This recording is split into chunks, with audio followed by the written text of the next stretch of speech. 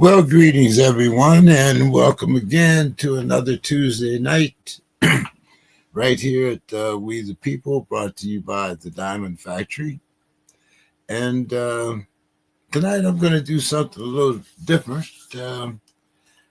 I'm going to actually refer to the Bible to set up my monologue. And as always, this is my monologue. It doesn't necessarily reflect the views of the rest of our panel. But my story starts out when Jesus goes out into the wilderness with his disciples. And while he's out in the wilderness, a Gentile woman, a Canaanite, she comes to him because her daughter is possessed by demons. And she asks Jesus to heal her daughter. Well, in the meantime, the disciples are all griping and that, because Jesus is only here to save the house of Israel. But anyhow, during her discussion with Jesus to help her, Jesus gives her a rather interesting answer. And his answer is, let me make sure I had this right. I don't want to be misquoting the Bible. But he answered, it is not good to take the children's bread and throw it to the dogs. But she said, yes, Lord, but even the dogs feed on the crumbs that fall from their master's table. And this sets up my monologue for tonight because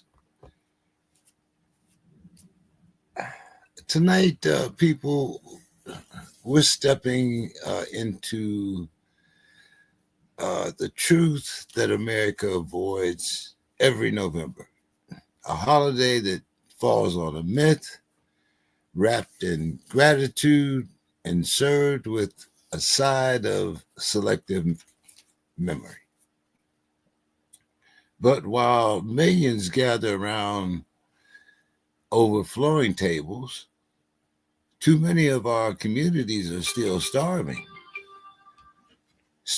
for resources, starving for justice, starving for leadership that actually feeds the people instead of feeding off of them. The generation we've been taught to accept, 4 generations, we have been taught to accept crumbs and call it sustenance. Taught to accept symbolism and call it substance. Taught to accept survival and call it success. But that's not gratitude. That's conditioning. So tonight we asked the hard Thanksgiving question. Who gets the feast and who gets the scraps?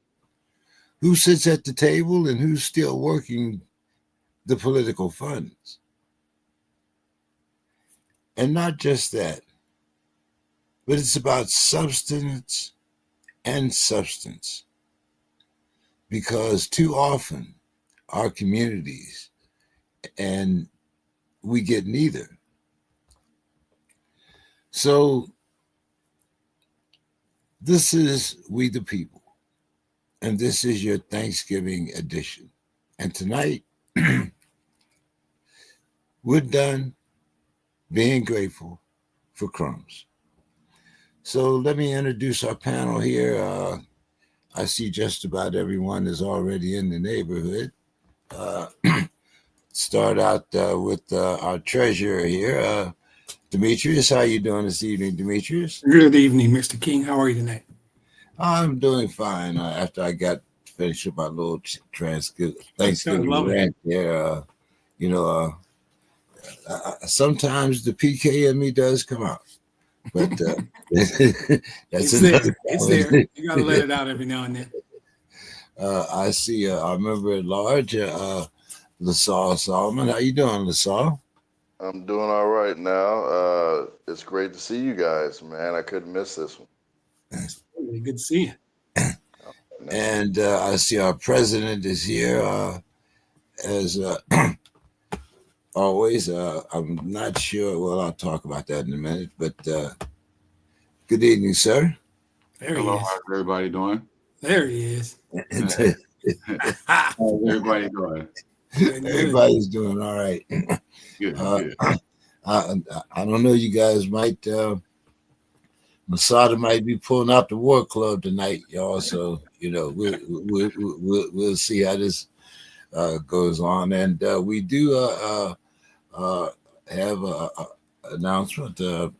Mr. Gillard will be our vice president. So this is our core group right here.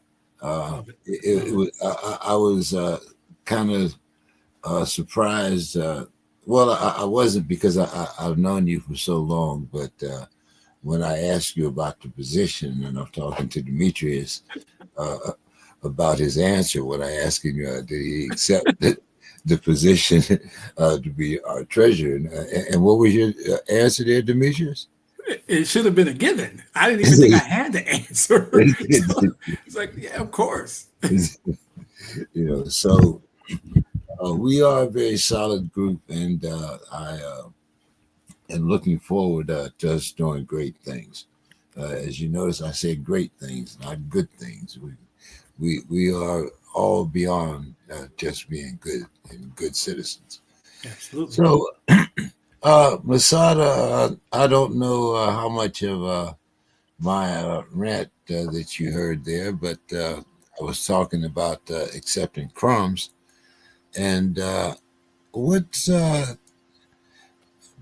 your take on this? It seems like we have always been ready to accept, as I was using the example of the woman, saying that even the dogs get the crumbs that falls from the master's table, and Thanksgiving is the celebration of a feast, but beyond beneath the holiday, there's the negotiation of survival.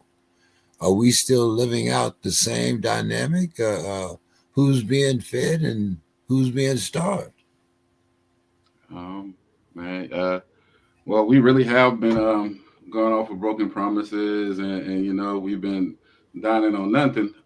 It's so strange. Thanksgiving is my second favorite holiday, um, and we went to this place and did something that met this cool guy. The guy's cool. He probably identifies as whatever. But that I bring that up to be specific. He was cool with me talking. We were cool with the wife talking, and we were talking about Thanksgiving and how it was a good holiday and all.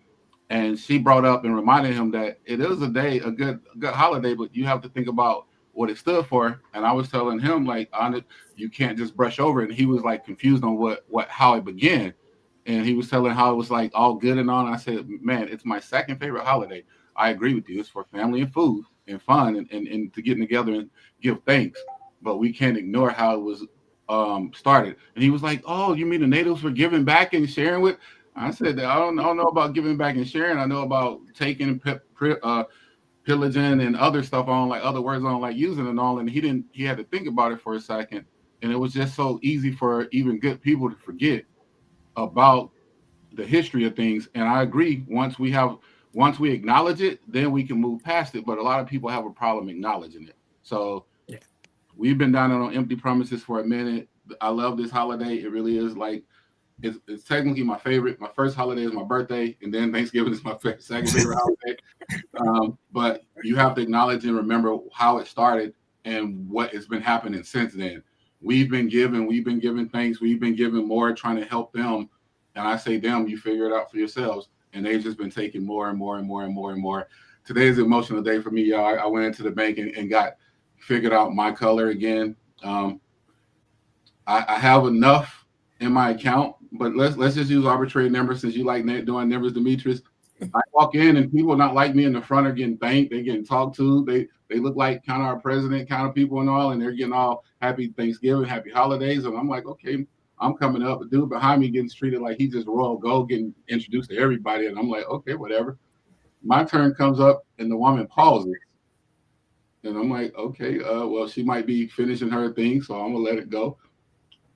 30 seconds, 40 seconds, a minute. I'm like, you Like know, a record, what you a got? record stopping. Yeah, you have to get me. So she gets me, and I'll hurry up the story, but I have to open like this because this is all part of Thanksgiving and all part of what we're talking about. Yeah. So she's like, hey, I'm available. And I'm like, no shit, you're the only one I have to come to next. I walk up, I hand her my check.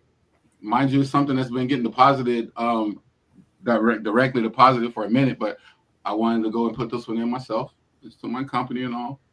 She looks at me, calls the other person over, is confused on what she needs to do. I'm like, maybe she's new, so okay, I get you, whatever. The other lady comes, and the other lady's like, do you have a personal account? And I was like, not with you all, but what's the problem? I'm the CEO of this. I'm depositing it. She calls another manager over. She runs it through, says it's going to be good. The other manager comes, and she's telling me, asking me about personal account, and I'm like, well, why? I'm the CEO. I can deposit in this. This is from a reputable source. Also, I have enough in my bank account right now to cover it 2 times over. Also, I've deposited at least 7 times this amount over a number of times because they looked at my account. So I know they looked at it because they looked at it and then they looked at me, and I'm like, yes. And while in the background, it's still, oh, Dave, oh, John, oh, my goodness. And these people they don't look like me, but they're a shade of brown. You know, let's just say a lighter shade of brown because I live in a lighter shade of brown area. And so I'm confused while the massa, the white man, is getting all this thing. And so finally the lady is still telling me, you're not going to get this again. This is a one-time thing we're going to do. And I was like, I already told you they did it before, but I understand. It's cool. I hear you. Then she continued to say it, and I said, I understand. Thank you. She said it again. I said, what do you want me to do? You said you're going to do it. I have enough in there to cover it. She said, how do you want that, cash? I said, I never said cash. I wanted a deposit. That's all I'm trying to do is deposit something. Well, if it goes and it comes out, it's going to come out of your account. I said, I have enough in there to cover it. Okay. Like, what do you want me to do? And so that's part of it. And I had to say all that, you all, because in today's times, when I do talk about these entertainers and NFL and all the stars, I have some of my favorite ones that went in banks and got treated the same way. And my ninjas will pull out thousands, 10, 20,000s and to shit on people. And I don't like that. But at the same time, y'all need to respect us out there. They ruined the day for me because everybody else got a happy holidays. And then I said it back to her. And her reply was, oh, we going to have one. I said, I am too. So Thanksgiving is a lot to be thankful for, family and friends, but never forget why it started and who continues to benefit off of it and what they've done to it. So, and what they still continue to do in Washington, D.C. LaSalle, what about the community's perspective? Gratitude isn't really feeding nobody. Yeah, I would say when it comes to the community, especially a community that has been through some things, we'll say, um, the hood, ghetto, regular neighborhoods, quote unquote, whatever you want to refer to them as. We've been used to not having, and then so this idea of being grateful was almost like a joke, right? So I would say that this Thanksgiving, people are still going to see their families, and that's pretty much being grateful for all they have, as much as possible. But I spoke to older African American woman today. She's almost 80 years old, and she's going to see her family in LA. Okay, she's walking with a cane. She can barely walk, and she's taking an Amtrak. She's going to LA. She spoke of how there's only so many people that are alive today, and that an in-law said that basically she ought to just hurry up and just come home. She was living out of state, and long story short, I'm noticing as she's talking to me that there's been a change of values that we need to get back to, that immediately affects our situation. This idea of we need to get together, we need to somehow collect in one place. And sometimes that's like physical location, but we can extend that just to working together, just to having community in general. This is important to bring up because in the community, and of course, I speak in regards to Black American community. That's my expertise because I'm Black, you feel me? And I'm in a mixed neighborhood mostly, but I have to speak for those who are weaker, those who are vulnerable. Okay. So from that perspective, this woman is older, and I'm not, mind you, she's not weak, but I'm saying our position, our culture has shifted from this collective coming together to individualistic. That has directly led to where we're at now in a lot of places that needs to be talked about. So while we would be grateful, while we would have some things we probably should complain about and should complain about indeed, I would say get rid of this individualistic mindset, individualism in general is part of the source of where we're at. So I would identify that attitude, and I would also identify the source of some of it, which is, there's positivity. There's positivity, and there's a gap between generations. Generation today, it's hard to speak on because we fractured so much. Totally agree with you there on the fractured. We fractured so much. Demetrius, I'm going to come to you here. Talking about food deserts, wage gaps, rising costs, falling benefits. What do we have anything to really be, like Thanksgiving, and most of us are having, problem just normal living, let alone Thanksgiving. Yeah, I think we do. A lot of us do, but then there's also a reality. Wow, like I love everything LaSalle said. Like that's the deep part of it, right? But you know me, I'm gonna look for the data, right? And back in I'm gonna say 2022, just trying to look at my own health and nutrition. I read a book called How the Other Half Eats, right? And I thought it was gonna help guide me on some misnomers I had about different foods and different things I was consuming. I ended up learning a lot about food insecurity in America, right? Like 1 in 7 households is suffering from food insecurity. That is not a small number. So then me being me, I had to jump down the rabbit hole and say, wait, why? What is it, right? It is rising costs. There were some things that we were doing during the pandemic that expired and people had adjusted the way they were living. But the truth is, there's a wage gap that impacts that, right? If you are broke, you're spending 30% of your disposable income. Well, I shouldn't say below, I'm gonna say below $40,000 a year. You're spending 30% of your income on food. Whereas if you make over 100,000, that percentage is like 8, right? It's a difference when you only have to spend 8% of your income on food just to live, right? And the understanding that like 17% of the population doesn't have access to the supermarket, right? And there are people who don't understand this. Some people have cars or access to public transportation, and there's no supermarket in their neighborhood. They can't get to the grocery store. Is what I'm saying, y'all. It's not even complicated stuff. So food insecurity is a real thing in this country, and of course, it disproportionately affects low income, Black, Hispanic. Shocking, right? That's where it is. So that racial disparity, non-white residents are about 30% less likely to have the stores in their area than white residents are. So the wage gap and rising costs, inflation, obviously all these things impact it, but it is, falling benefits or failing benefits or expiring benefits, the tax credit from the pandemic era, that hurt people. People were counting on that money, then they didn't get it, and they're already putting 30% of their their income toward food, it creates a problem. So when you look at low income houses and people in 2021, the bottom 20% was spending 30% of their income on food. So food insecurity is at this time prevalent in my mind because of that book.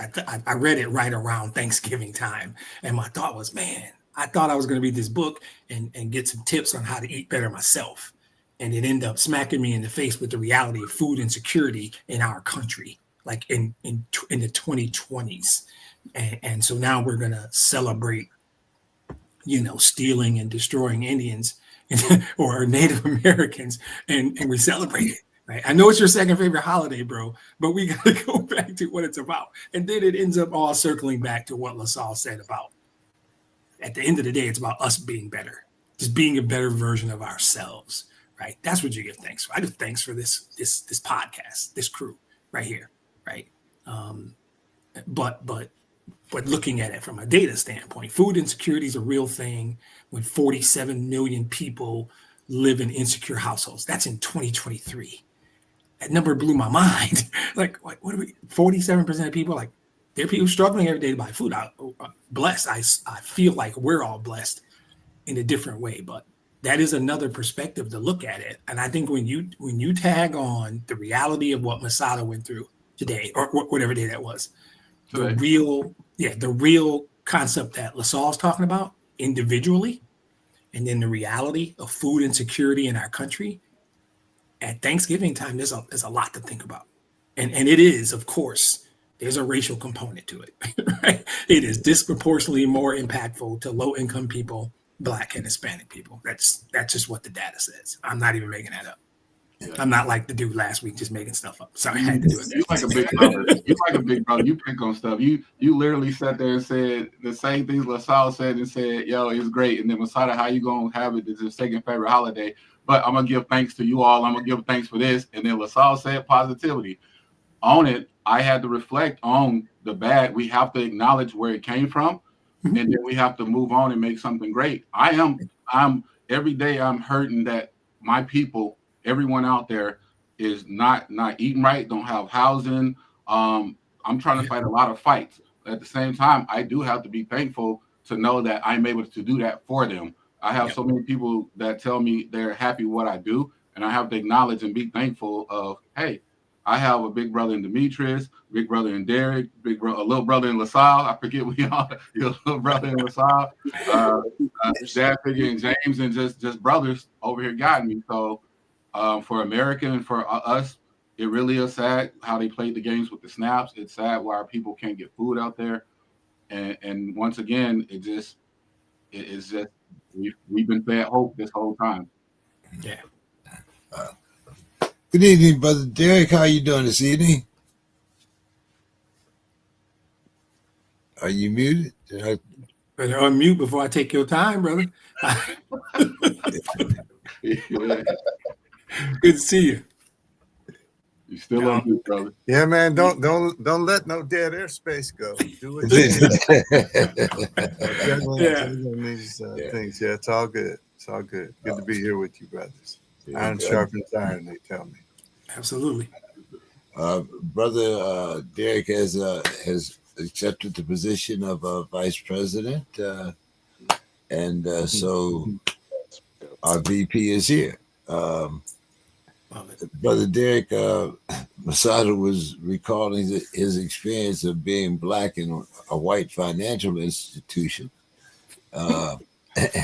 and we were, just talking about Thanksgiving and what it really means, how it really came about. So, Brother Dick, why don't you give us your historical take? How this country teaches marginalized people to be grateful for limited access? Well, unfortunately, I think we've long been taught that we're fortunate to be here.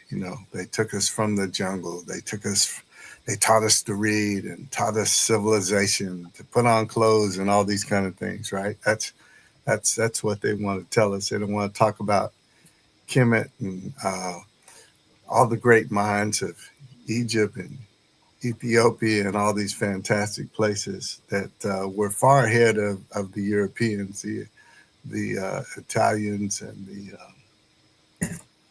the other Socrates and Plato, who all these folk who learned from these great people.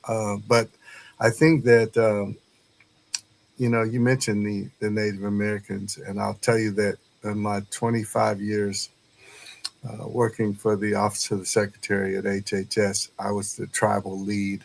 So I dealt with our federally recognized tribes in our 8 southeastern states. We didn't have many like they do in some parts of the country, but we have, to my best of my knowledge, we have never once honored a treaty we made with the Native Americans.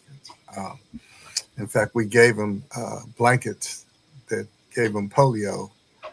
Smallpox. Yeah, smallpox. That's right. Thank you for correction. And so, we just, hey, the Trail of Tears runs not very far from my house. When of course we marched them all the way up to Oklahoma, and the brutality and too often, quite honestly, like in other instances. The word of God was misused and abused to take advantage of these people, and therefore, and yet they are like we are in many instances, and we are, good, earnest, honest, hardworking, faithful people who don't hold aught against our brothers and sisters. I mean, certainly not unnecessary aught, and we continue to believe in. Well, usually, frequently, we continue to believe in the goodness of many of the people of this country. And I don't want to say wholeheartedly, because we know it isn't all like that, but we do appreciate being here. So yeah, it's been a mixed bag. I think that we have continued to get the short end of the stick and frequently been told that we should be happy that we're here. Yeah,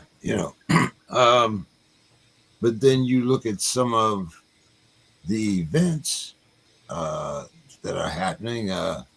For instance, I know many of you have seen the picture of the slave whose back was scarred and whipped. The man went on to, once he was freed, he became a Union soldier. And this picture, among many others, have been taken down from a lot of our museums because slavery wasn't that bad, y'all. I mean, taught y'all some social skills. Some of y'all learned how to make saddles and shoes and boots and cook for the master. So I'm going to call this segment emotional sharecropping. The politics of starvation.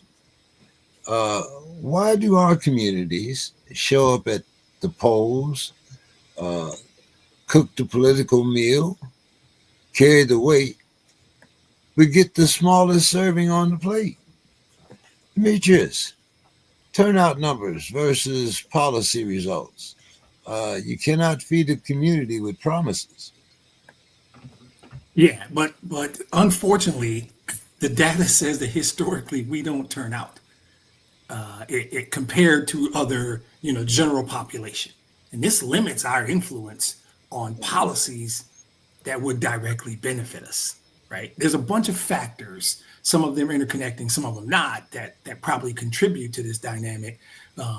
Systemic barriers, obviously, economic inequity. The data seems to say there's a correlation there, and just general political disengagement. Right? In 2022, the turnout gap, white to non-white, was as big as it had been since 2006, pre-Obama. Right? That is significant across many groups. There's direct correlation between economics, right? Voter participation drops in a straight line with income. It just does. The 2020 presidential election, for example, houses with incomes over 30,000, I think it was 52-ish%. Households with income over 100,000, 80+%, 83, 84%. There is a connection here. Then there's the youth, right? Particularly Black and Latino youth. Although they have surges sometimes, and it looks like they're participating more, voting more. I'm talking strictly voting now.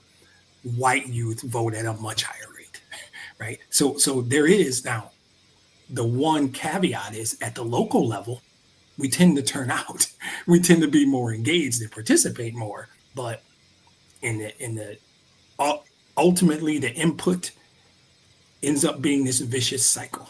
And what happens is the politicians don't focus on our group because our group doesn't vote. And our group doesn't vote because the politicians don't focus on our group. And you end up with this vicious cycle and the systemic issues that they try everything from restricting voter ID laws and roll purges and early voting, limited boxes, registration complexity, all these things systemically to try and not allow us to get there. And then some of it is us that we don't get there. So there's a general distrust and a powerlessness that ends up coming across. There's no point. They're working so hard to make my vote not count. Why do I got to work harder? And it's a really, really negative loop that is working. Voter suppression is not a catchphrase. It is not a theory. It is a tactic, and it works. It's been working for a long time. And so I wish I could sit here and tell you guys that we vote in the numbers that we should, in the numbers that they do, but the data doesn't suggest that. And politics, as I'm sure Derek could, I hope Derek will corroborate. If you're a politician, you tailor your campaign, you tailor your efforts, you spend your money on the people who are going to vote. And if we're not the people voting, they're going to spend their money on them. And then we're going to be mad because they're not focused on us. And then they're going to not focus on us because we're not voting. And so it's this vicious kind of circle cycle that has a youth component, an income component, and without question, it has a systemic, make it as hard as possible for people that look like us to vote component, right? So all these things, some community-led efforts have been successful.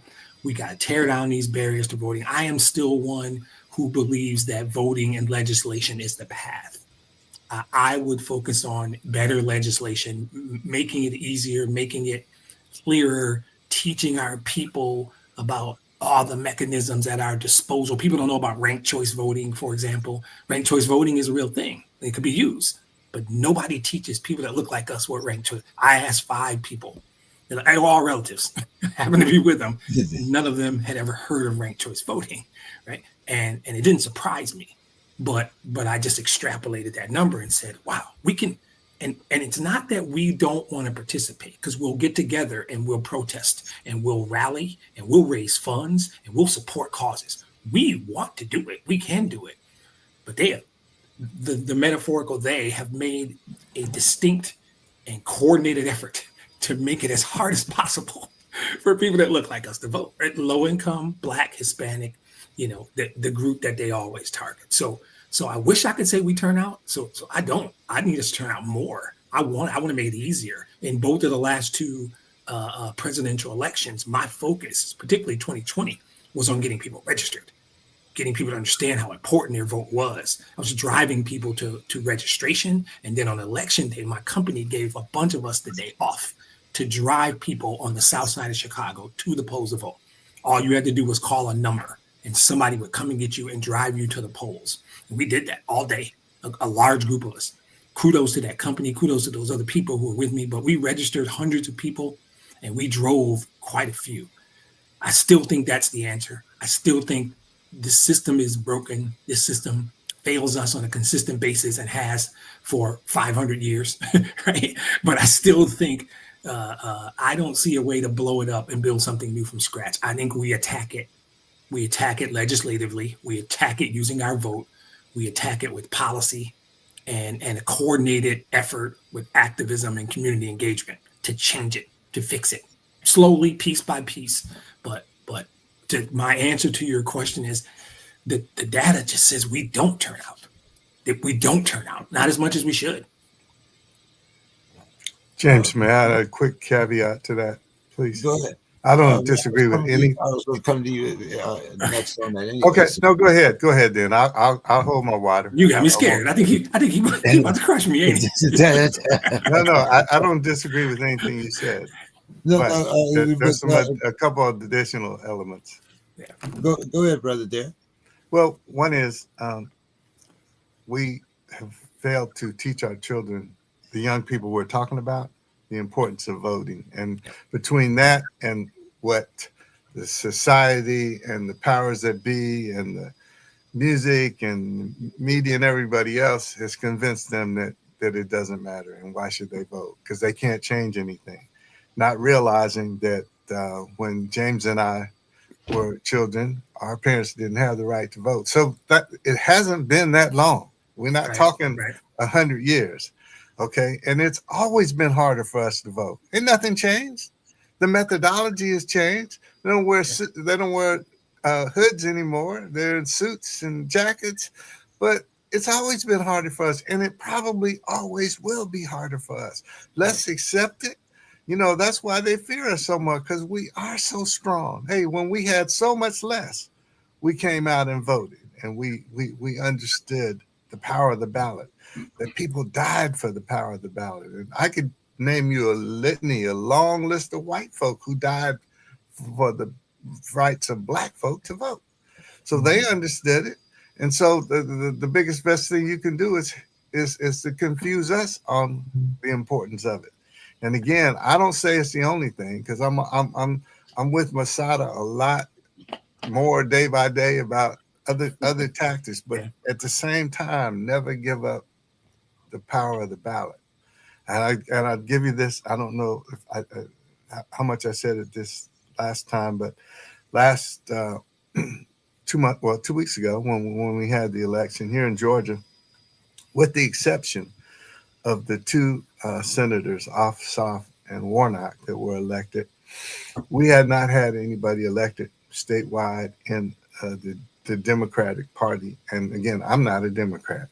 I'm not a Republican, although I voted both ways. I'll honestly say that. There's no way I could vote Republican as things stand now in the MAGA crowd. But there had not been a Republican governor in this state since the early 90s. But because they kept jacking up the power bills here, my bill went from $267 to $687. And they very effectively, the two Democratic public service commissioners, had very great messaging on that. And they both, the people who had been Republicans in office for 40 years were both turned out of office because people could tangibly see that their power bills were going up. And so I'm just saying, voting does change things. Now, we got to watch these people and make sure they do the right thing. And I'm sure they will, at least for a while, because that's how it works, right? But still, we brought about change by showing up and showing out.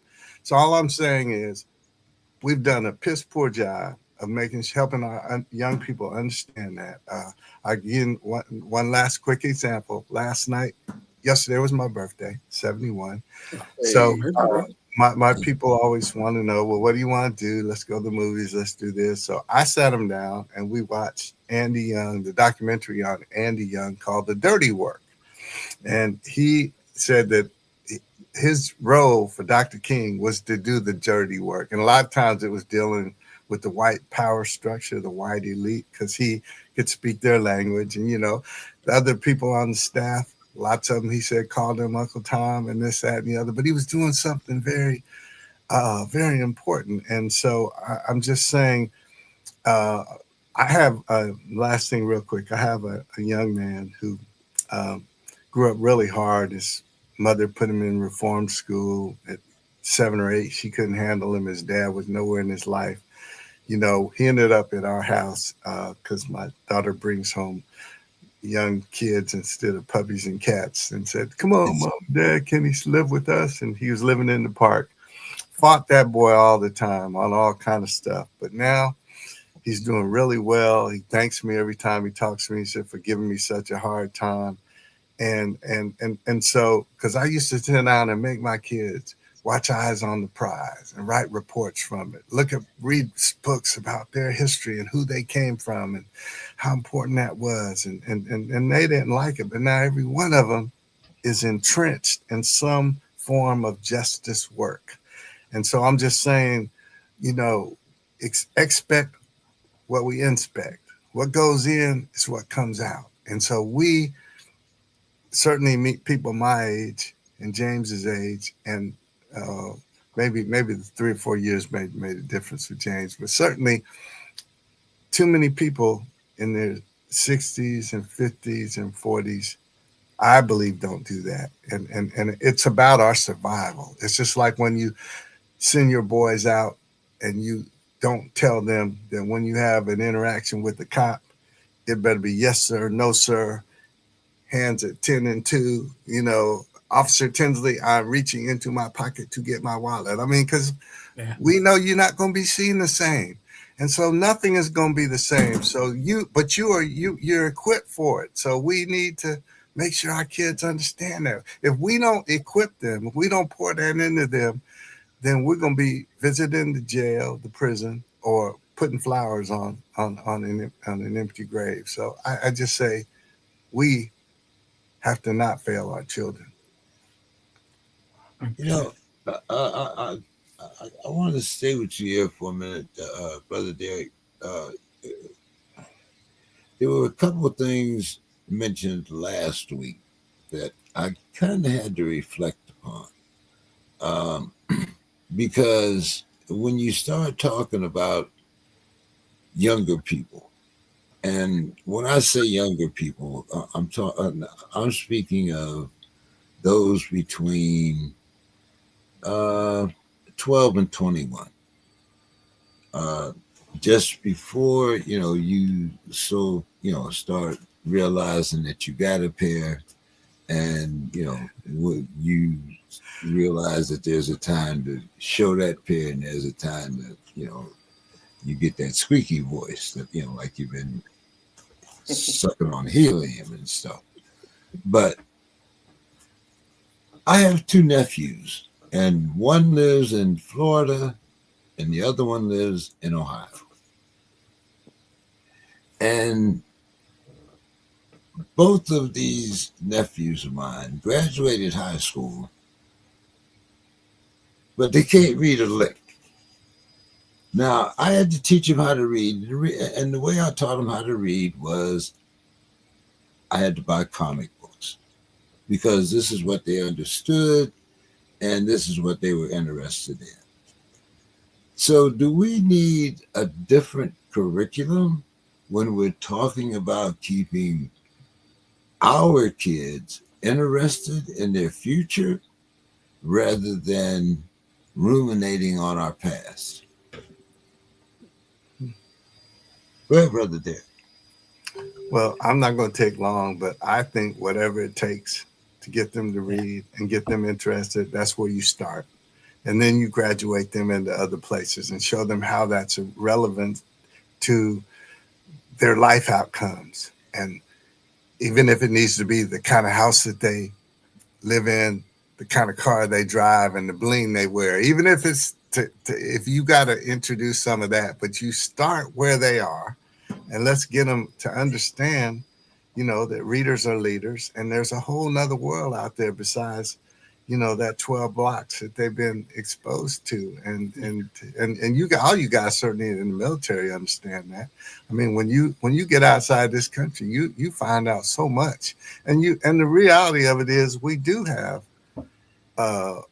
so much at our disposal, which frankly, unfortunately, is why so many of I think I said this before, so many of the folk from the Caribbean and the folk from Africa, they come over here and they haven't had our struggle and they haven't paid the same kind of price we have, but they will tend to look down on us because they see, well, you got all this and this is what you're doing. And of course, that's not all of us, but it's too many of us. And so yeah, I say wherever we have to start with them.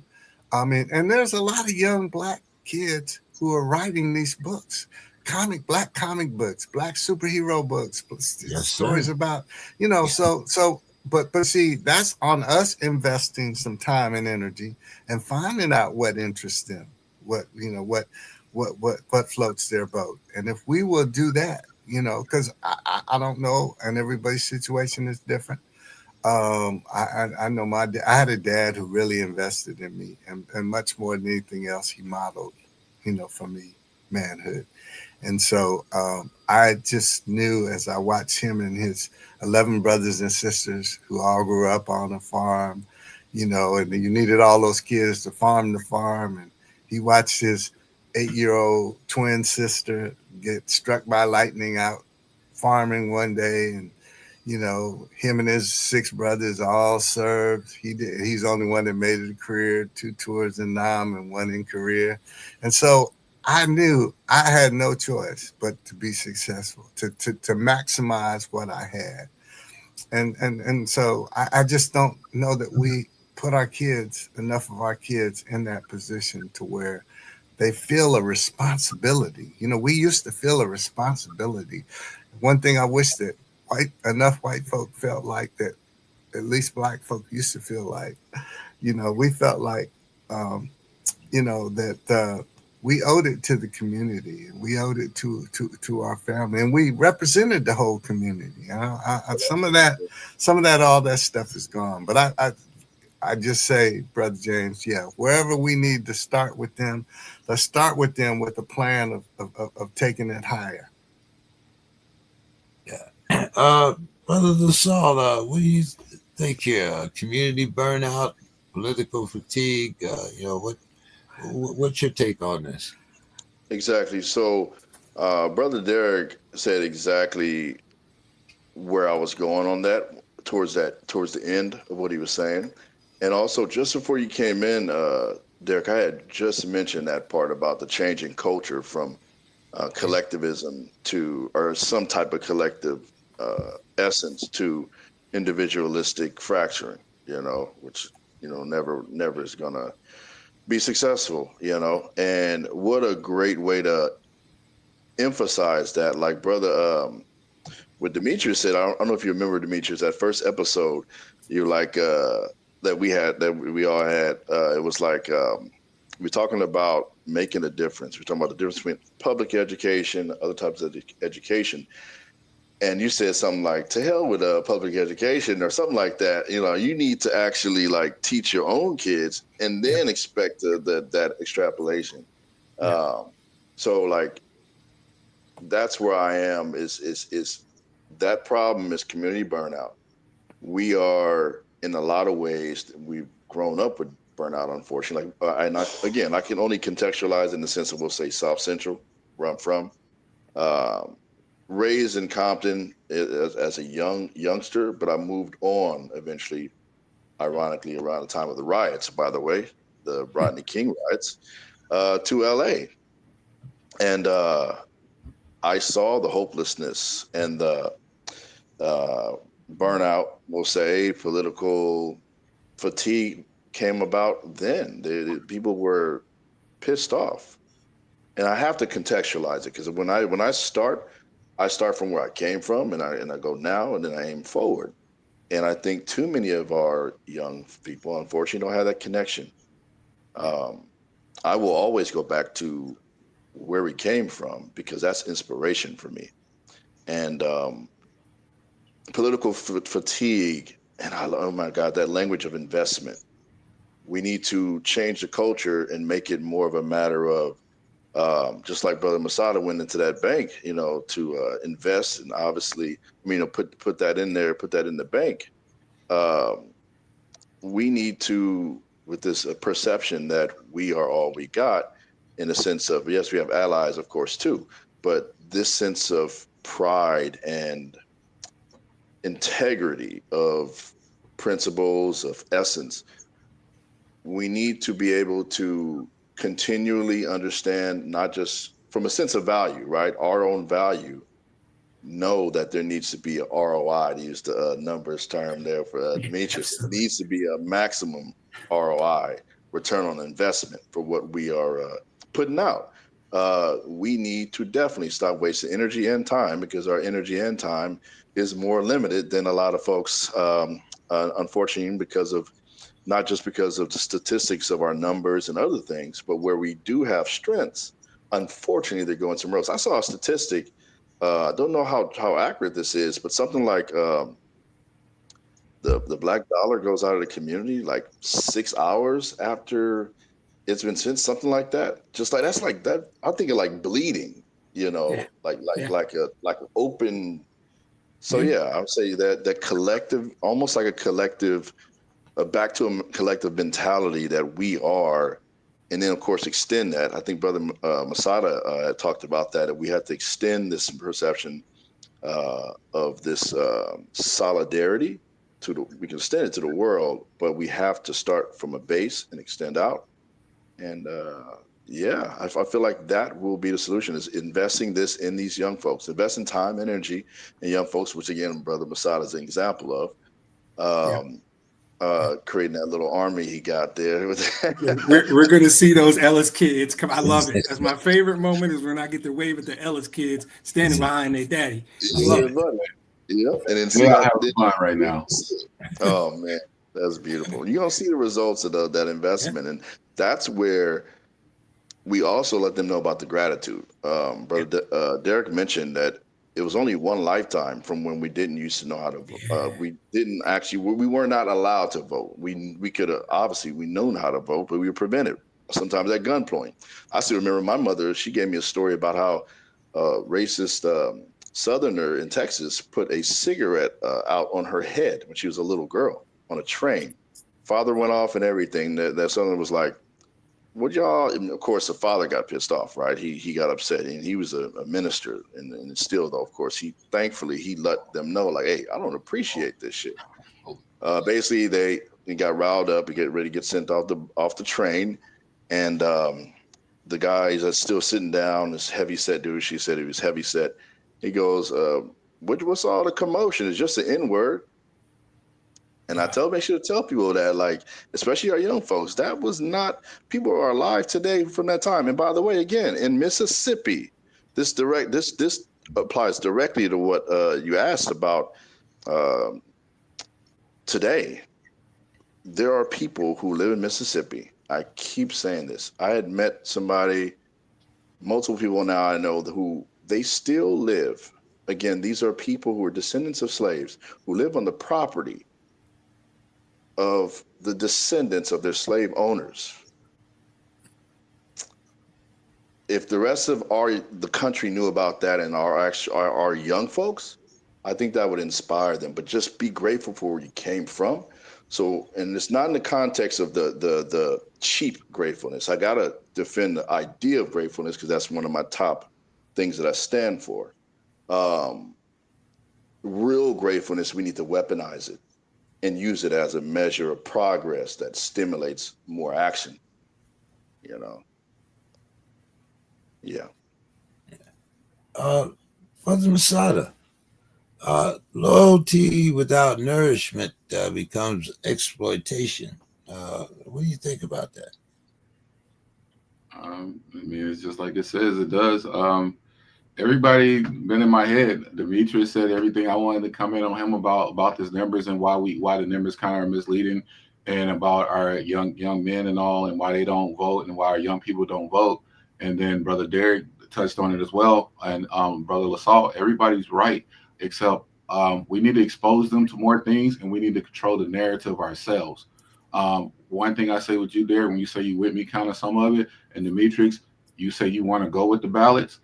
2020, what was it, when Trump and them cheated and Hillary and all that, and they exposed that they cheated? That didn't look good for the young people. The young people said, see, this bullshit ain't working. Yeah. What they did when he came back, and they did it again right now with Kamala and against Trump, right? They did that again too. It was BS. So that took out the hope of the young people too. So what are we giving them? We're giving them the same narrative we've been fed. That the reason I had to deal with in the bank, the reason why those Latinas who I will fight for around the country, who I be like, we're all together, they want me to fight with ICE, they're kissing Master's ass in the bank today because that's what they're all were taught, and that's the narrative. Why they were taught the narrative, I'm bad. Brother Derek said we have the power. That loyalty without nourishment, that shit old now. We tired. It's exploitation, being exploited. The narrative is changing now, where it has to be the ballot's not working. This isn't working because, Brother Demetrius, you said that the system is broken, and I always correct all my brothers when y'all say it's broken. The fucking shit works perfectly. It's not broken. It wasn't meant for us. So why are we still trying to play a game when somebody else is making it? We can't play by their rules. We can't play their game. And I know we're resilient and I know we're strong. Brother Derek, you said it. It sounds good and then it hurts. We're so strong that we've been doing it. Let's continue to do it. Our young people and everybody, they need to see us now saying, you know what?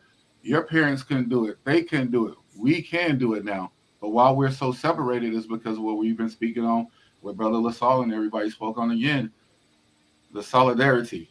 When I came out that bank, my white wife was asking me what's wrong. I don't want to talk to you. I can't really tell you what's wrong. I'm not mad at her. My black brother called me. He ain't my brother, but he's a black guy. I do music and all. He got a song called Love and Motivation. Shout out Lom. Shout out Brandon and all. And I can explain to him, and I explained to her, it was like the movie of watching Boys in the Hood.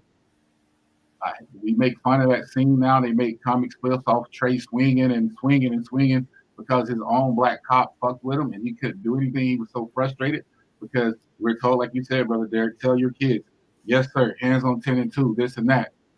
While Will or John, what the fuck, officer? Fuck you, get off this shit. We've seen that. Now we get to see it more. We get to see, LaSalle said they moved out to Rodney King. We've seen way more Rodney Kings and Mike Browns now and all the other shit. And you've seen more Karens get away with it. So back stand on topic and going straight to it and giving time. Loyalty without nourishment becomes exploitation. We just tired of being exploited for our riches, our powers, everything. The narrative that we don't know how to read, we come from the jungles is a joke because then they know the Dead Sea Scrolls, all the libraries and everything they burnt in Kemet and all everything else was to protect their honor because we taught them everything. If you go back to a lot of it, and it sucks to feel that way because it's like, why is it got to be this and that? Let's just all be real, and we can't be real with each other. And real with each other is saying, hey, we need to be tired of getting pulled to okie doke and told to vote that it counts because we ain't being counted. I don't give a fuck how you look at it. We not being counted if we go or we don't go. Why should we have to fight with them suppressing us? So you're telling me the world knows, America knows that we're getting suppressed, voter suppressed. They know what happened in Georgia where you're at, Derek. They know what happened in several other states and all this. And it's like what's happening now is, have y'all heard of that dude, David Clayton, that's running for the Congress in North Carolina? He's a vigilante. Look him up. He's a vigilante talking shit against Trump. And I like it. But what people are saying now is they want to come to a Masada. They want to come to my side because my side is this. It's conscious against the other. And we're morally right. Well, I'm trying to do everything ethically and morally right, but I can't keep fighting a war and telling you I'll just beat you up and capture my enemy while my enemy blowing my head off. At a point in time, they're fighting with missiles and all that.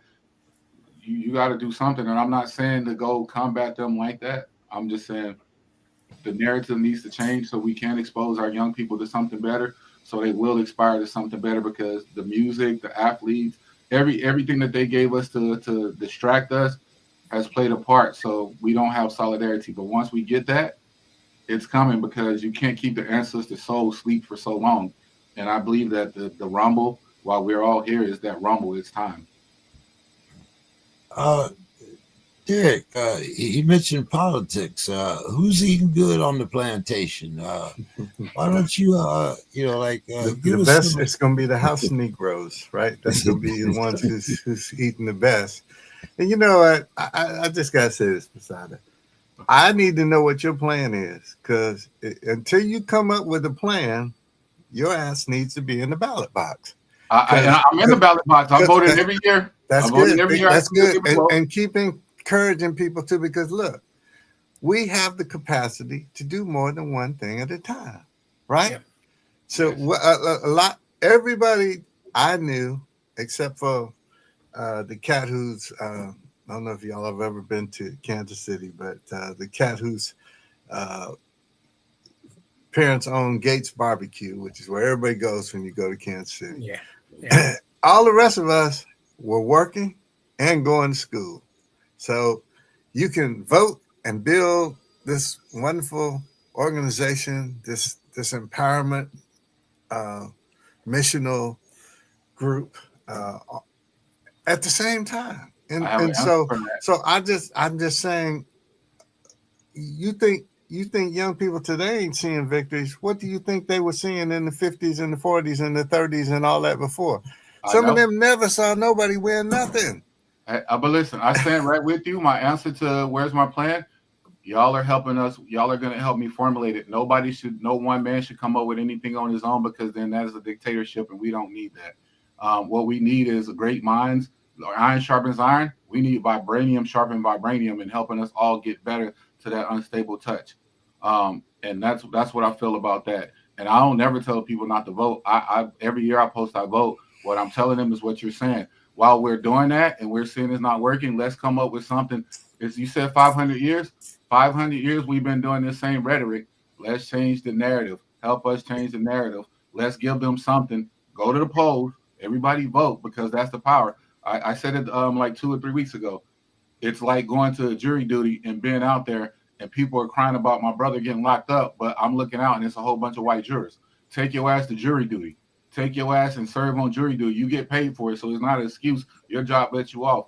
I'm with everything legal, but when I see legal breaking down, I want all of us to figure out what do we need to do then, because you talk about this administration now, 100,000%. Go look up this David Clayton dude. If he can say it, everybody else admits it too.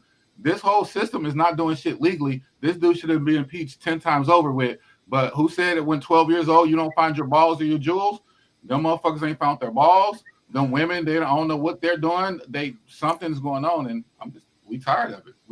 I want to do it the right way, but hey, you ain't leaving me no other option.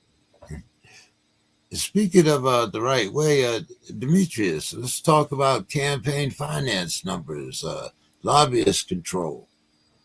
And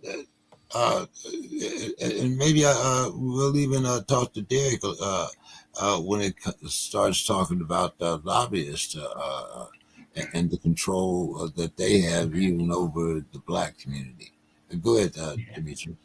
Yeah. So in the American political landscape, right, lobbyists and campaign finance, they act as a channel for which corporate donors, wealthy interests influence the political elite, and they exert pressure on the gatekeepers, as you call them. This cycle of influence allows money and people with money to gain access to political decisions. And the deeper your pockets are, the more influence you get to have. So a lobbyist, in its truest sense, I'm not going to bash them and make a lobbyist sound bad, which a lot of people will do. But at their core, they're strategists, right? But they work for a client. Might be a corporation, might be a trade association, might be a nonprofit, but they work for a client.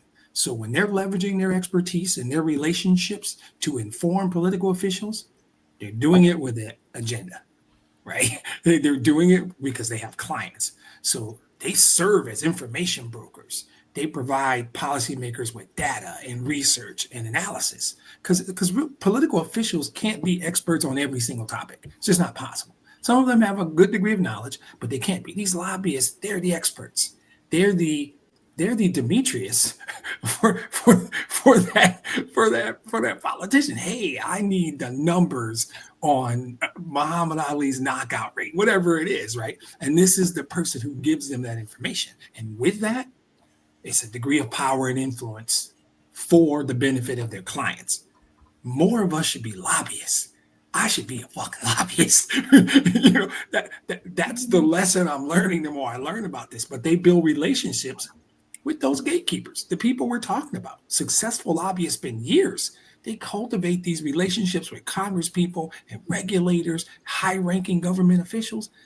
This is a commitment, man, at a level where you have that kind of influence, because these gatekeepers make important decisions, and it's often based on information they get from these lobbyists. And access is gained through campaign financing, right? These informal meetings, these fundraisers, or straight up contributions. Here's the check, right? That's the role that all of this plays in terms of legislation. And it's still funny to me because I'm so with Masada. Like when he talks, I'm like, yeah. My whole thing is, you said I'm with being legal. That's still me. I am like, let's be lobbyists. Let's orchestrate change. No, we'll never quit. I think where we break is, you say, we've been doing this for years and it ain't working. And that's where I think we break, because I think it is not working as fast as any of the five of us would like. It is not working as emphatically as any of the five of us would like. But I could talk to my grandmother or my mother or even my uncles. It is better. It ain't good. It is better. I'm gonna let I y'all know talk. that. I had to inject right there, my brother, because if you talk to them, if they saw what was going on in this current administration, it's going backwards. Everything they fought for is getting undone. I do not believe that. I think this is an anomaly. I think this is a storm we need to weather, and we'll here. get through. See, It's still here. now I have to kind of interject here, because when I look back, and better is kind of a quantitative statement. I mean, that to me, that's like saying, well, when we went from the M14 to the M16, we were better at killing. We were able to produce more numbers. It's So not the same. It's not the same. no, but what I'm saying is, like, just because things are better, quote unquote, doesn't mean that they're good. Exactly what I said. 100% agree with you. But it also doesn't mean you stop or blow everything up or abandon. I think you got to just keep trying to make it better. That's the win to me, is just keep trying to make it better. It probably will never get to where I want it to be in my lifetime. I'm cool with that. I know that. It will not get to where it needs to be in my lifetime. How did America get the farm? Did they keep doing what the English was doing, or did they say that we're going to blow it up and do what we want to do and make it America? Well, now, LaSalle, I got to bring you in here. Is it better because we're not using lard now, but we're using New Balance? You set me up for that one, man. Okay. He totally did. He totally did. No, that's a great point. So yeah, relative appreciation. You're using gratitude as a leash. Like we're supposed to be grateful for what we have, the little we have, like spoken about earlier. The main thing I have an interest in today that's directly relevant to what we're talking about, and this idea of gratitude being weaponized, is like this colorblind racism, colorblind idea of, hey, let's start from today. Delete everything from the past that where I came from as a black man. Will say, hey, what's your problem? Why can't you do this? Why can't you do that? And it's like, well, yeah, I can actually. And I know what I can do and I get what I can't do. But I would say we just have to weaponize everything we've been through, everything we've had. But definitely there's like this gaslighting of like, you got this, you got that. I believe Charlie Kirk actually said that the country isn't racist because I almost can't even repeat it. The systemic racism doesn't exist because we elected a black man into office. On the surface, that sounds like, oh, but you know what? That's a good argument. And a lot of people fell for that until you actually know the reality of everything, So again, nailing down with precision, accuracy, the truth of where we are, where we need to go. If we actually did our due diligence, there should be a fire, But unfortunately, we have presentism. We have a todayism, short-termism, that enables these people to bullshit us, like in the way that you mentioned, them bullshitting people. Yeah, come on. I know you're waiting. Oh, you're muted.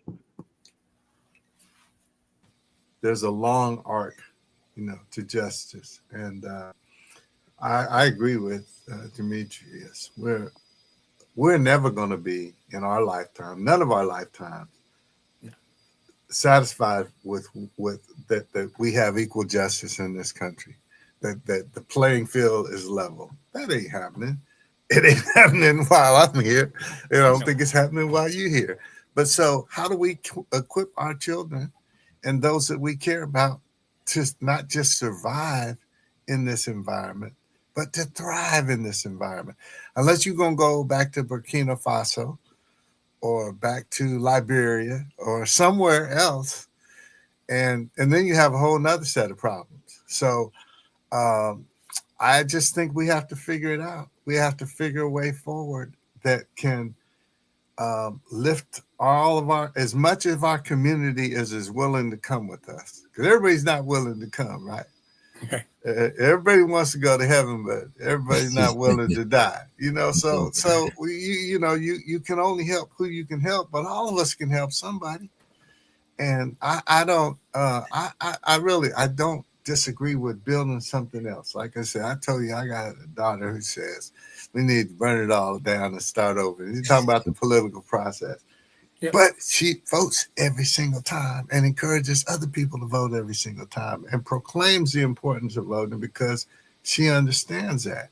And so but I could cite you a thousand since victories that we've had, even throughout this crazy period of time. I can tell you tons of times when voting has made the difference. In fact, there was some young brother, I'm trying to remember where it was, who just won. He was like 19 years old. I think he became the mayor of a little town, and the young black man, and by one vote. I mean, usually it seems to go the opposite way, but I mean, I just say that yeah, I'm all for doing any and everything else, and just like Demetrius talked about being a lobbyist, another way, because what my role was when I was, and of course I speak mostly from Dr. King's organization because that's the one I was with, was we controlled our own narrative. Because see, that's one thing you can do if you're a black organization. I remember writing press releases like Joseph Lowry leaves the picket line to go meet with the president. And when he was challenging the president for our empowerment of Noriega in terms of drugs. And so all kind of stuff, met with Yasser Arafat against the president's desire. So we were out there kind of as a lone wolf, but because we were always doing something and everything we did, there was never, of the 4 years I was there, never a time I put out fewer than 100 press conferences a year. Think about that. How many is that a week? So we were always doing. I just tell people when Joseph Larry went to the bathroom, I called the press conference, and the press showed up. So it's.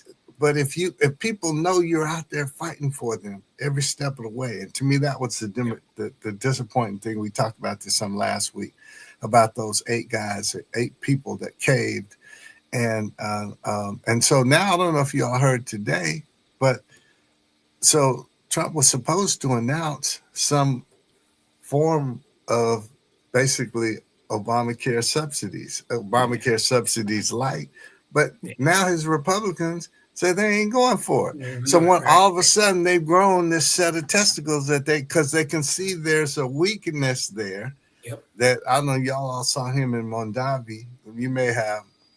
And so he was just he was skinning and grinning, and Exactly. and so people can see a chink in the armor, and so I think they're starting to see sense that he's a lame duck, quite honestly, and we just have to see where this whole like Epstein thing goes. But but like Demetrius said, we have not in any of our lifetimes seen anybody like a Donald Trump. And once again, I say the last thing. When Nixon went down, it was his party that took him down. The Republicans said, hell no, we ain't having this. You can't stay here and do that at the same time. They ran him out. These folks, they don't have that in them, but maybe they're starting to grow a little bit of a spine. Yeah, but maybe next week we should do it. a program on J.D. Vance. If you think Trump is, but anyway, that's I get ahead of myself. I'm sorry, but if substance is denied and substance is withheld, what does it look like to walk off on a political plantation and demand the table, Demetrius? So what does it look like is the question? Yep. It looks like what we're doing. It's coalition building, creating these alternative channels of power. What we're doing is a big deal. I think, by the way, my son is Team Masada, by the way. I hate to have to admit it. He's 100% Team Masada. That's another topic. That's another topic. But For another day. channels of power. Right, because influencing policy. I'm going to go back to the same thing, right? Systemic inequalities, challenging that, and influencing policy decisions. Like coalitions don't have the rich people and the money behind them, so we maximize the influence by utilizing people and generating political capital outside of the established system. We mobilize and do grassroots. That's what we do. That's why we got Derek. Right? He know how to do this. He been through it, right? Grassroots organizations, community meetings, demonstrations, voter registration drives, that stuff has historically worked. Protests and civil disobedience. In 2020, that Black Lives Matter stuff worked. You could say, what did it really? I know I was a part of a lot of it, right? They used mass mobilization to influence people, influence public opinion, and it brought attention to structural inequity. And voter mobilization is still, I'm going to always go back to the vote, right? That's just my thing. I think that's where you do it. That's how you change it. But coalitions can build allyship, right? Somebody mentioned earlier, there's white people on our side. We need to get them. We need to get them in the tent and say, come on, march with us, help us out. Multi-ethnic groups. Let's align with other groups, partner with broader interest groups that have similar goals and objectives. We can profit from them being a part of the team, and then being really strategic with our communication, understanding better than I personally do, amplifying using social media and different strategies. And Derek mentioned framing our narrative, right? Framing public discourse in general. We control our own story. We control how we're viewed, and then you can diminish the harmful rhetoric, like the bullshit that dude was saying last week, right? That kind of stuff. People that look like us out here saying 95% of Black men don't read. That's as much our challenge as white folks are. That's as much our challenge as voter suppression and some of these other things. He is an educator talking to young Black kids, right? And there's a bunch more like him. I'm kind of picking on him because I'm still pissed about it, but whatever. That's how I get down. He shouldn't have done it, but those are all things that we can control, right? And then lobbying is real. Maybe we need more Black lobby, legal action. We can challenge legislation in court. There's ways to do it. You can file suits to challenge it, and let's seek office. Let's some of us run. Let's hold some public office. Let's change it, right? We can blow it up, or we can change it. There's initiatives like the World Bank has something called Representation Matters. Right? It's a project, and it's a dream for me because it just shows how representation impacts, and groups can change laws, like challenge the equitableness of laws. Right? I'm about those things. I'm about going that route. This coalition is a big deal. More of it, talking to more people, sharing more, building more allies, shutting down goofballs like the dude last week, and driving our own narrative. I'm not gonna stop, y'all. like controlling our own narrative, right? I think this. So my very short answer is what we're doing right now. Like what we're doing right now is that's what you do. More of it on a larger scale, more people, more influence, run for office, challenge laws in court, get into local offices and move legislation. The 19-year-old Derek mentioned, right? More of that. That's my thought. Build communities, build allies, mobilize grassroots, that stuff. That's where I'm at. LaSalle, community level solutions, housing, food access, youth, economic empowerment. Yeah, so one of the things I was looking at that I think would be great, and there's models of them already, is one idea of like community trust, to help fight against housing instability, for example. That's a big one. It's been done before. In place of like you have gentrification, you have traditional housing models that are showing the true face. So that's something that, especially my background as far as the homelessness situation, the houselessness situation in the United States. I would say like almost in the same line of the grassroots bit there. You got to put more energy towards things like that, and very, very important. That's one of my major focuses. And then I would say, as far as ideas about what you asked, and then of course mentorship, investing in young men. I'm going back to that. The numbers show pretty clearly. You invest in enough people and youth, in inner city communities, and oh man, we're gonna see a change, and we will see it in our lifetime. And I'm one of those people that feel like their rapid and extreme change is possible. And yes, back to the Burkina Faso bit, a lot of people didn't think that some of that was possible. Not to say it's all righteous, because of course we have some people that say, so and so is a warlord, and you got this person and that person saying this. However, no one thought that that was going to be possible to kick out the French from Africa, from West Africa, um, and it happened.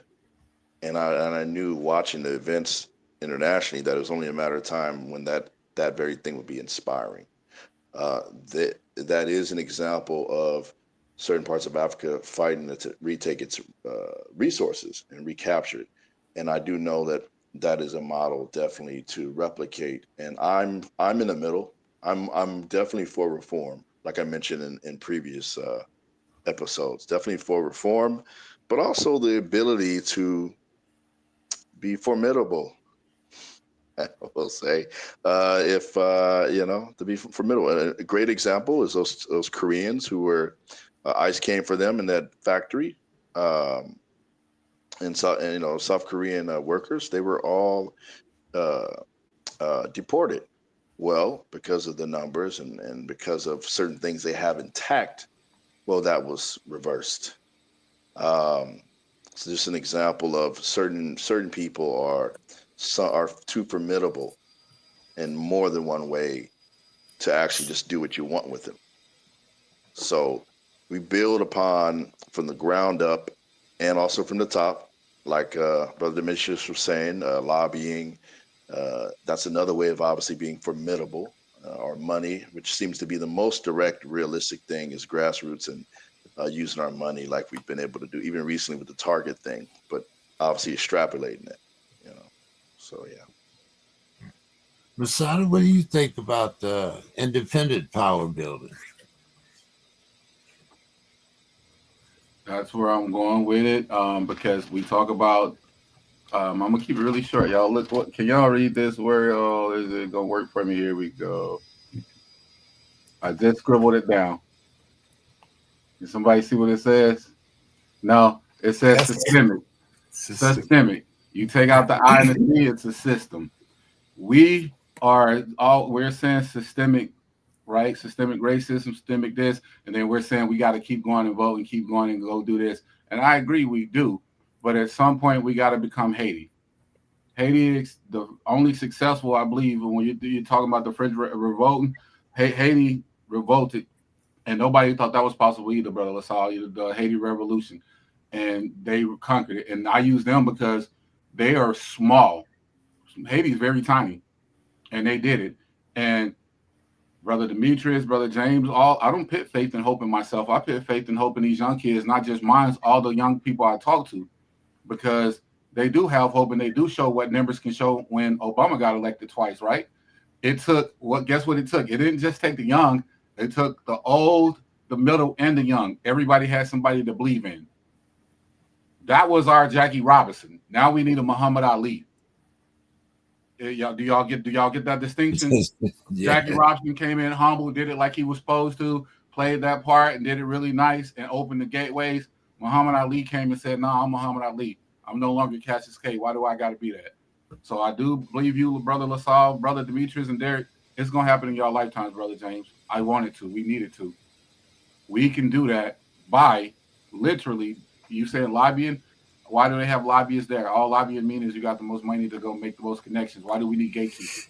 When your son or anybody, we're all talking about breaking down the system and blowing it up. We're not talking about blowing the idea of it up. We're talking about blowing up what it really stands for, and then refixing it. And like you said, creating something different out of it, changing it to where we hold ourselves accountable to the morals and ethics that democracy is supposed to stand for. Because over the past however many years since it started, it hasn't stood for democracy with us in it. And so I have faith in the old heads. That's what they call older people. They even call me that, even though I'm in my 40s now. I have faith in the YGs, because I don't call them YNs. I call them young gods. I have faith in the YGs. We need to get together. And Brother Demetrius, I wouldn't be right if I didn't say, brother, that brother the other day talked some truths. He talked some buffoonery too. But it's our goal to teach him too, because he will be part of the conflict, and we will be part of the conflict if we can't get it right. Because we have to get it right all total within us, with everyone, and teach. Reach one, each one, teach one. And I get you can't help everybody. We don't have a God complex to where we're trying to help everybody. But what we can do is tell them that's misinformation and then move past that, and we're going to be better. We're going to do what we do and show people how we lead. Like, I got fire in me. Y'all have no idea I have so much fire in me. Oh, my fire is not to destroy everything. My fire and my thing is authenticity. Let's do this shit with moral ethics and moral codes and character, and we can do it right. And it ain't been too many who's upheld that or upheld that. So we are doing it right with coalitions. We are doing it right, independent power building. But we have enough money. We have enough power. We have enough intellect and intelligence to all get together, Brother Derek, and say, you know what? Let's see how we can really change this, because I wrote systemic. You can't see it because I wrote it in red and it's my camera or whatever, but it's systemic system. Independent power building, you have to, because you can't beat me playing my rules. You come to my house, I give you a broken controller and I got cheat codes. You ain't beating me. You can keep playing good. You can score a little bit. Give me the broken controller. Good, but you ain't beating me. You know what I mean? So the cheat code is a me, a you, a Demetrius, his son, a James, a LaSalle, a brother Javon. We got to get them. And all of us get together, because numbers, Demetrius, real numbers, Obama's election years, and real numbers is Martin Luther King Million Man March. Real numbers is, if you do the study, it's more of us. And I mean people with conscious minds. I mean white people too. I mean, whatever you consider yourself outside of being black, I know y'all are with us. I know we have allies. That's how the civil rights got done. That's how anything got reformed in this nation. So let's give people something. They don't got nothing, you know. And I don't mean to diss anybody else, because I'll say this, and I'll let everybody get their time. Kamala, she's coming here, and I'm going to steer. I hope I can have a word. I hope we can talk, because with things like that, the young people that I know, they don't give chances no more. Once you had a chance to get somewhere and get in there, they're like, give us something new. But I want to see if we can give them something new and old, because we need teachers. We don't need somebody going in there fresh, brand new, not knowing, without experience.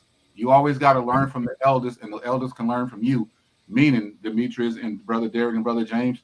The ideas that y'all have, we can go with those, but some of the ideas we have to know how to be a cohesive unit and put those together and work off those, and don't say this didn't work or this did work. And we got to be like, yo, this did work, but now look how this can work better, and this can work for us. It's faster times, y'all. We can do it. Technology is like that. It happened overnight with January 6th. Nobody in your lifetime thought you ever see that shit. Yeah. I ain't gonna go to that extreme though. Brother Derek, organizing strategies from the civil rights movement. Was it just me, or was everybody else hear that? I heard a flutter. Maybe it was just me. No, I'm good. Okay, say that again, James. Organizing strategies from the civil rights movement. Power doesn't flow to the grateful; it flows to the organized. Yeah, sure. So Birmingham, Project C, when they stopped buying from stores downtown, and it made Birmingham integrate. Bull Connor, who turned the dogs and the fire hoses on the kids. But when you stop spending that money, that's you hit them in their pocket. It made a difference. The Montgomery bus boycott, 381 days. They created their own system to get people to work, and some people just had to walk. But they sacrificed and they pushed and they brought about change. So some of that can still happen. The freedom schools, largely run and instituted by Septima Clark of South Carolina. And this was teaching adults, because that's who they were for the most part at night, how to read and write. And you developed an empowerment system that way. So there are certainly ways to do it. And I 100% agree with you. It's like when the Black Lives Matter movement, I know some of the older veterans had some resentment that, nobody in the younger crew, they said or believed, wanted to hear anything they had to say. No, it should go both ways. But one of the things that was really influential then was a lot of organization and a lot of training. So we were on the same page. Now, if you go on social media and call a march, you're going to have people coming for 18 different reasons. And nobody's had any prepping, any training. This is what we're going to do. If this happens, this is what we're going to do. This is how we react. When they went through all of that training. So I think people have to understand that there is a little more to it. But yeah, absolutely. We can all learn from somebody else. And there's people that you can talk to that I could never talk to effectively. Like you said, brother, last week, we may have to, you and James may have to handle him, and me and Demetrius may have to step back, because at a certain point it's hard to suffer. I won't the rest of that saying, but right. Patience. I don't have the same kind of patience I have. There's certain places I have to get in where I fit in, where I know I can make a difference. Since my time is precious, that's where I got invested. I'm working with the after school program. We had this young man that showed up I hadn't seen him in about 6 or 7 years. He was going through our after school program, got incarcerated, just got out of prison. And he said he learned a lot in prison, got closer to God, and came back out. And he got real emotional. He said he needs the anchor that community gives him. And so just a story like that. So we got to work to keep him, fortify him, support him, help him stay connected. And that's making a difference. That's the kind of thing that I want to. I'm part of on another board, Georgians for a Healthy Future, that fights for expansion of Medicare, fights for the SNAP benefits, fights for the subsidies for these people, and does a lot with people who are either disabled or, in some way physically or emotionally, the people that the least, the last, and the lost. And so if we come together, we just have to figure out what we can come together and agree on. There's certain things we know we can come together and agree on, and we maybe that are priorities. Let's focus on those, and then we can kind of build out from that. But I love you, brothers. Yeah, that's a very good idea of what you're saying there, and I really like what that group is also their aims and goals. Maybe that's we can start there. One ally at a time. Closing statements, Masada. It's real simple. We do deserve nourishment, not nostalgia. We need to come together, everybody. I ain't saying I have all the answers. I'm saying we all together have all the answers. We do need to reconstruct this thing for all of us. We need to keep some of the basics in once again, but we need to redefine and put real morals and real ethics in, because the system, where I kept saying systemic, and the system that we say systemic, it started and it works well. It works just like it's supposed to. We were 1/5 or 1/3 or whatever you want to say. I don't remember those numbers of people. And it showed out throughout our history. There's nothing changed since I was a little kid to now in the communities that I'm still serving, the communities we still are fighting for. Um, I commend you, Brother Derek. I commend all y'all. I love all y'all brothers too. We don't hear that enough with each other because we haven't been told to say that because we got to be too fucking hard. And that's my little homie or this and that. I had somebody tell me like, "Oh, you might," and I'm like, "Yo, I'm not. I'm not. I'll be your brother all day. I ain't your brother." I'm like, "You are my brother, though. I don't care what you say. You my brother to me. I'm gonna keep saying that." I call the YNs, like I said, they're not YNs, they YGs. I'm gonna continue to do that. Let's continue to fight. Let's continue to figure out this thing together. Numbers do lie in today's things, only with like online things. And I'll say stuff like that, just something silly. I posted Brother James's thing the other day. I had about 5 likes, about 10 comments, and 880 views. 880 views in like 3 hours. So I don't care if you liked it. I don't care if you commented. You get to hear it. You get to see it. You watch it. Y'all are watching. Flutters, little TikTok sounds, everything. People are watching and seeing. And I'm not saying me personally, but I am saying me. I'm not stopping. I can't be stopped. I'm here. Um, our message is going to get out. I say our message. Our message is for everybody who feels like I feel because I am with the young and I am with the old. I am not all in with the young. I'm not all in with the old. I'm all in with all of us. So I'm thankful for you all. I'm thankful for you all helping me. I'm thankful for us guiding each other and helping our communities. I'm thankful for the communities out there and for the families that don't have it. I'm very, my heart goes out to everybody. Just everybody who can't make it, everybody who don't have it, everybody who don't have meals, everybody who don't have their families out there, everybody who is really hurting even with healthcare, anything that this America, this world is letting us down on because y'all, the fire, the passion that people are talking about is because y'all seen it in y'all lifetimes, y'all parents, everybody's seen this shit over and over, and now we still have to talk about stuff. Things like what happened to me in the bank still have to happen. We still got to say we got to do better. We're fighting with less, but we still got to go up, and I still got to tell my sons dumbass shit. It's hard. It really is hard. So I love all y'all. I thank y'all, and it's gonna happen in our lifetime. Brother LaSalle, final thoughts. All right, I'm just going to focus it mainly on that idea of ROI again, maximizing our time and our effort. Um, I come back to that too. Like this is, we have a finite amount of energy and time and effort, um, and we have to use it in the right way. And two historical examples, because it's evident again from our conversation that historic context, is not like just this thing that like people, it'd be nice to know it's the past, but and it's something that somebody thinks about. It's visceral. It has a value. You probably can't put a price on it.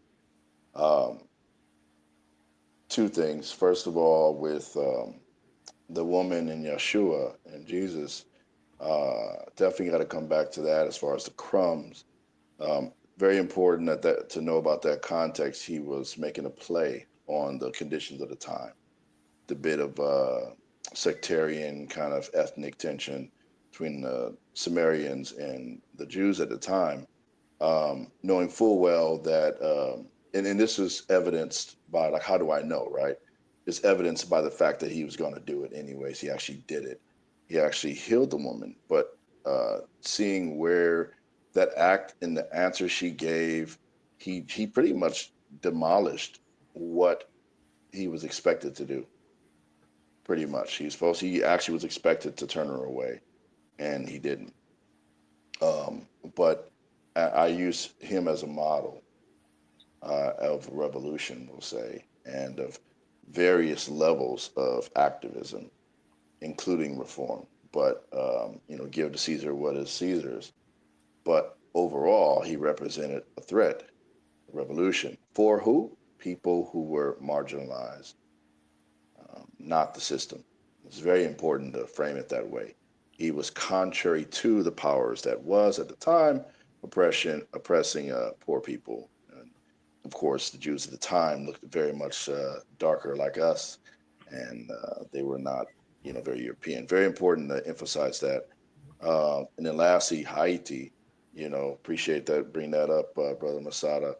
Um, the fact, talking about again, visceral history being visceral, good history, relevant history, that we need to know, that our young folks especially need to know, that not only was it a revolution in Haiti, but they became a power on the seas and they participated in revolutions across Latin America. And they were turned to by a lot of Latin Americans and such, however they would identify today. You talk about whether it's Bolivia and certain countries in South America, um, came to Haitians for a military power. Black people who had uprising against slavery. Stalin successfully defeated enslavers and white supremacy in some form, but they went and expanded that and spread that out. How many young people know about that? And that pisses me off a lot. That history has been deliberately buried.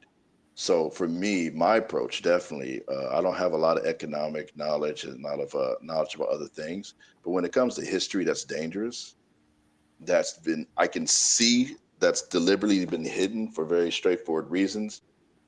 Uh, and bringing that back out, that's a weapon that we can use. And then, of course, the fact to learn the lesson that Haiti's still being punished for that history that just coincidentally people don't know about.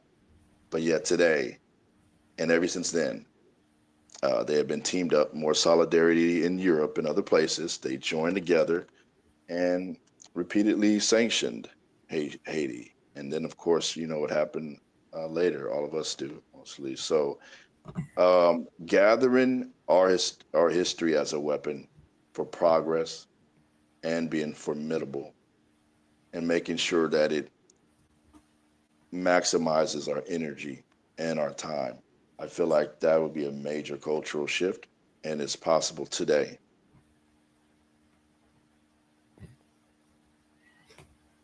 Brother Derek.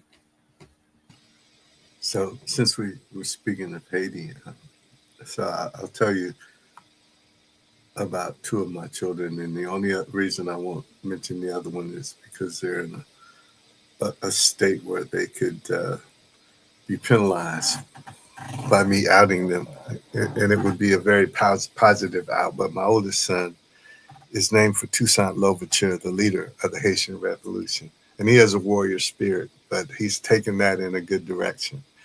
And so we gave our kids something to live up to. My middle son, who is a much more prolific author and speaker, and in fact, he goes into these Charlie Kirk type churches and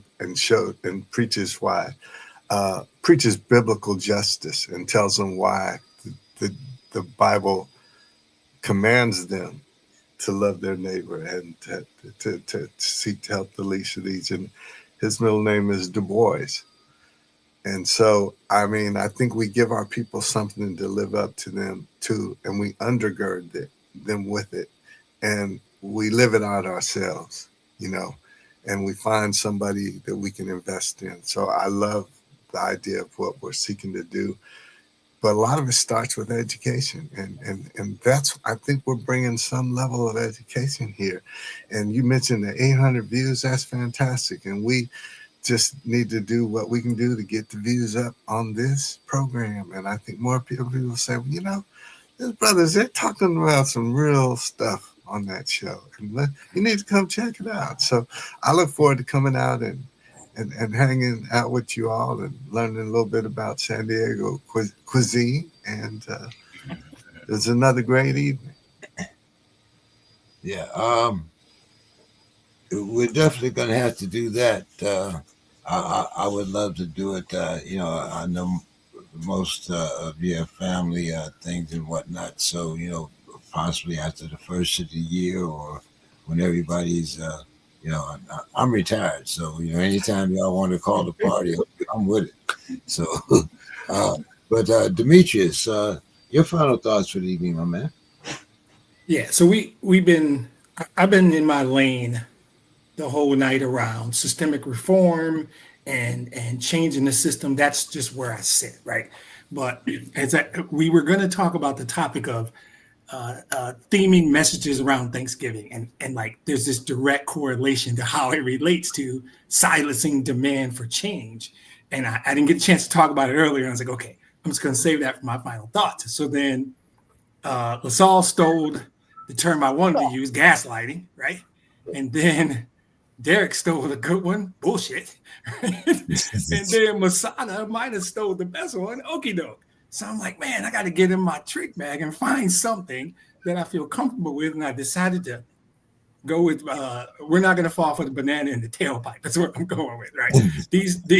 these tricks and things that they're doing. This is just it's a rhetoric based strategy. These holiday themes around gratitude and unity and shared humanity.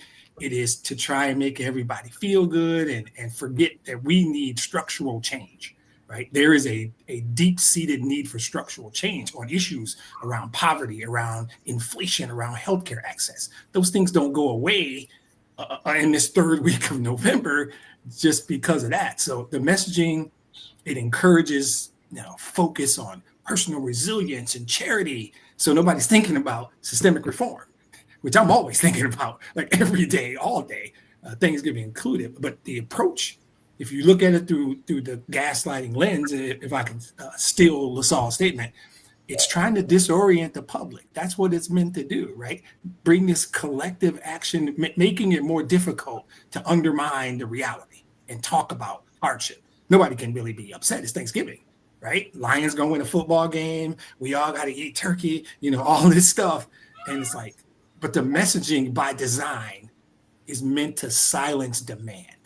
And that's where, when I saw that, I really rabbit holed this one. This was the one I really wanted to get to. Now, I went through it, and I won't take up all of it, but on poverty, for example, there is this idea of emphasizing responsibility and charity, right? So you frame it to suggest that poverty is a personal failing, not a result of systemic issues, which I'm going to go with Derek on this one and say bullshit, right? Right. It promotes this idea that the individual acts of charity and expressing gratitude for what you have is the appropriate response to being broke. It's not. It never has been. It never will be. It talks about philanthropy over policy. Political messaging might highlight community food drives and private donations during the holiday season. Look at all these people giving all. Okay. But you're implying that private charity is sufficient to solve the problem, and it's not. When advocating for government-led social safety nets and living wages are legitimate things to do, even in third week of November, right? It's there, it's in our face, but it's so banana in the tailpipe. The idea of framing poverty as a natural state. You focus on the resilience of those in need, and the messages imply that poverty is this fixed state, rather than it's like a natural part of society as opposed to a very solvable problem, right? And that's what I see. When you talk about inflation and they're encouraging sacrifice and patience, everyone should be grateful for what they have. No, endure economic hardship with patience. And it is not. It's trying to dampen the demand for immediate government intervention around rising costs. This is not. I mean, you can do something about this, right? Don't try and trick me on this, right? Downplaying the severity of the crisis. Things aren't so bad. The economy is improving while people can't eat. I talked about the number of people who have food insecurity earlier in the podcast. Promoting this patriotism over personal concern nonsense. The strategy is economic difficulties is a test of your national resilience, and we will get through this as a nation. Wait, what? Set aside your personal goals for the greater good? No, I need food. People need food. And on healthcare, I mean, it might be the worst of all. You see these heartwarming stories. You see somebody who got through critical care, and I'm happy for them. I love it. Focus on these individual triumphs, and they drift away from the systemic failures around healthcare. This distracts from all these people who can't afford insulin, like we talked about last week, because they're going to show you all these great stories. And The idea of positioning healthcare as a privilege is the worst. That's the one that really gets me. This idea that private charity and medical advances, this messaging just implies that access to quality healthcare is a luxury instead of a fundamental right. That's the one that gets me. That's the one that gets me. This attempts to make demands for universal healthcare seem ungrateful, but Masada is not ungrateful. Masada is righteous, and he is right in both cases. So the psychology of the messaging, because at first I thought about it, and I was like, oh man, is this what change really means? Right? And then I started in it, and the next thing I know, I'm down this rabbit hole. And I'm like, oh man, I'm gonna need like 10 minutes. And I was like, yeah, I better save it. I better save it for my final. I took all of it right here. But like with the risk though, the psychology is cognitive dissonance, right? When citizens start hearing messages like this, oh, be grateful and national prosperity when they're broke and they're sick and they can't get their medicine, that's how you get cognitive dissonance right there.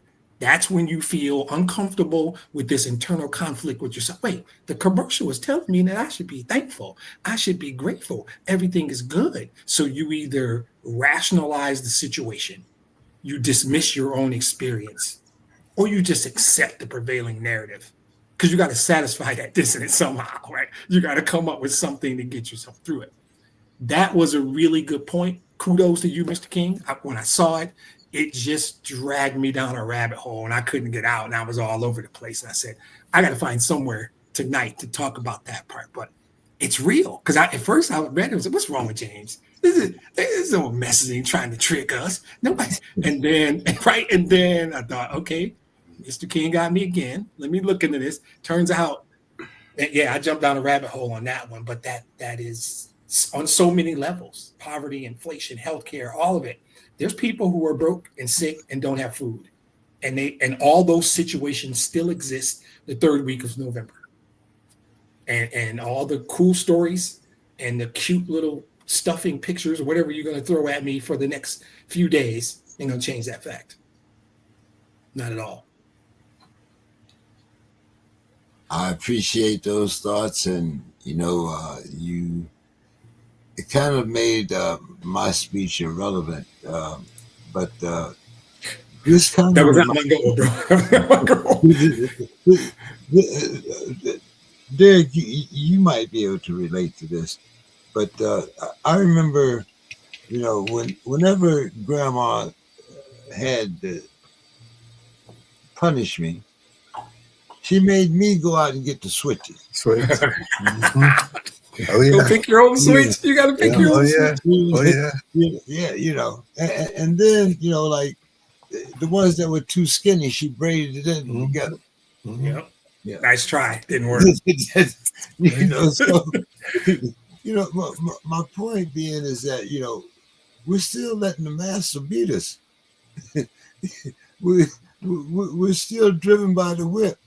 You tell us, hey, your plate is full, even though you're looking and half of it is empty. You're telling me that I need a drink of water, but my glass is half full. And there's a difference between a pessimist and being a realist. If my glass is half full, damn it, it's half full. Ain't nothing about it's half, it's half empty or it's, if I do not have enough to survive and do the basic skills, I'm not asking you to give me anything. Only thing I'm asking you to do is make the starting line even. That's all I want. I can get what I need myself. Just let us start on the even plane. That's all I'm asking. But anyway, I bring a lot of these subjects up to make us think, and I think that we are not the ones that do a lot of reading, but damn it, we do know how to think, and we have been thinking since the University of Timbuktu. If some of y'all don't know that, some of you other people, but anyway, very good discussion tonight. Always enjoy talking with my brothers, and I look forward to talking to everyone next Tuesday night. And Hey, everyone, I think, let's see, Brother Prasad and I are going down to the World Beach Center for Thanksgiving. Going to have a vegan feast. I hope everyone else has a very good time with their family and friends. And the only thing I want to leave you guys with is one word: brotherhood. And I'll see All right. everyone next Love week. y'all, brothers. Absolutely. Love y'all. Thank you all. Have a good night, man. Yes, everybody. Peace. Blessings. Oh man. Thank you all. Thank you, brother Derek. Thank you, brother Lasal. Literally. Thank you, brother James, and all. I don't mean to get emotional, but I do because it's just I'm tired. It's tired.